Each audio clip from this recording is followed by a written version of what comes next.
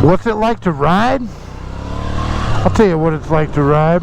So one of my subscribers complained that I didn't really explain what it's like to ride this bike.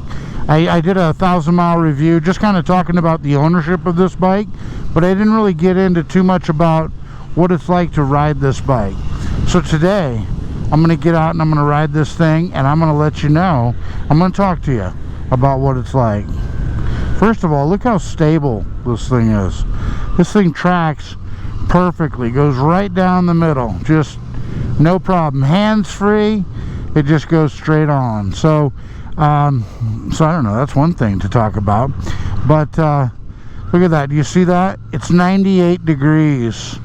I'm up here in northeastern Nevada, and it is probably too darn hot to ride, but we're doing it anyway. So what I've noticed about this bike is I mean, a couple of concerns that I think some people might have about this bike are the fact that it's an 803, it's an 803cc bike, and some people, you know, would, I think, worry, I don't know, is that enough power?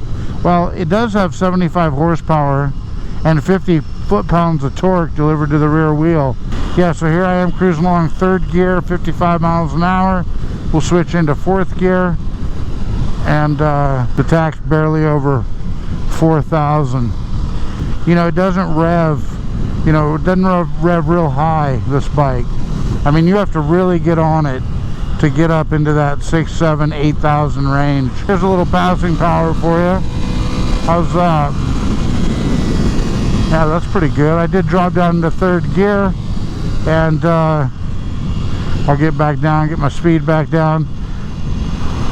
Just wanted to show you this thing has excellent acceleration and very good low-end torque. I know a lot of us motorcyclists really like low-end torque, and this thing has got it.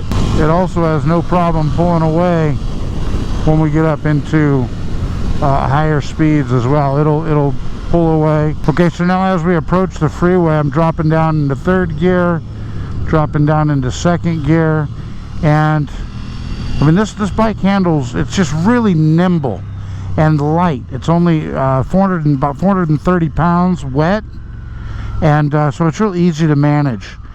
The brakes are very responsive, and we're going to get on here. We're dropped down to about 10 miles an hour, and up the on-ramp we go.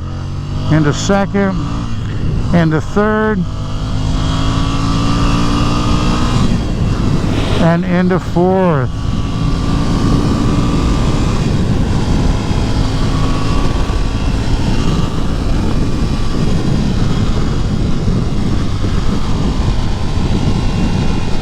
Yeah, that's one of the things I love about this bike, is just how responsive it is and how fast, you know, how quick it'll get up and go.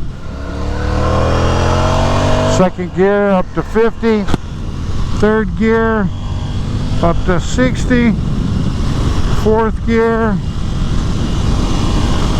up to 70.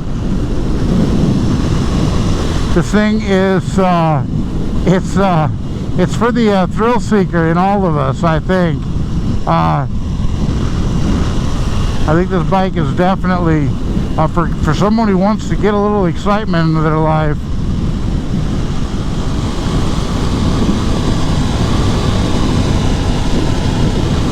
Yeah, this thing's got plenty more.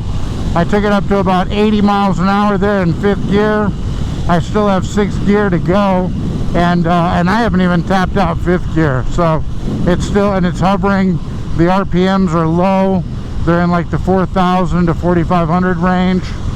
Yeah, this thing is not even breaking a sweat.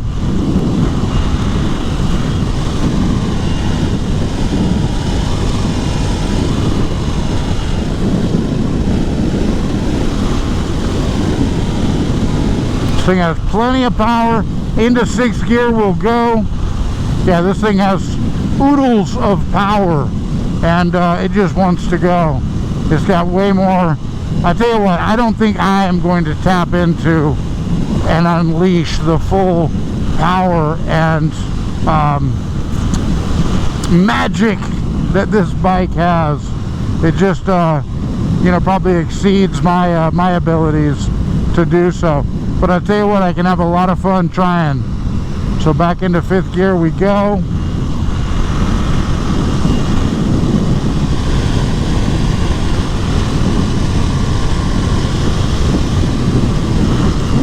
Yeah, I was recently watching some videos on these scramblers online, and I'll tell you who's a big fan of these bikes is a guy who's owned a bunch of bikes over the years, and that's none other than Mr. Jay Leno. I think he's got 2 of these in his personal collection, and he gets a kick out of riding them. And I guess basically, well, I'll tell you what he says about the scrambler after this. Stay tuned. This thing just carves through the canyons, through the turns, no problem. Real nice. It's got that 180 on the back and then a 110 up front, and it just, the Pirelli tires really hug the road and keep you going where you want to go. How about down into 3rd gear? Yeah, see this, okay, so this thing in 3rd gear we're doing 65 miles an hour and it's barely breaking 6,000 RPMs. I'll go into 4th gear.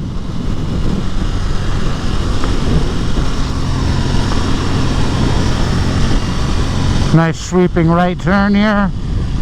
See where I'm going, see what's coming.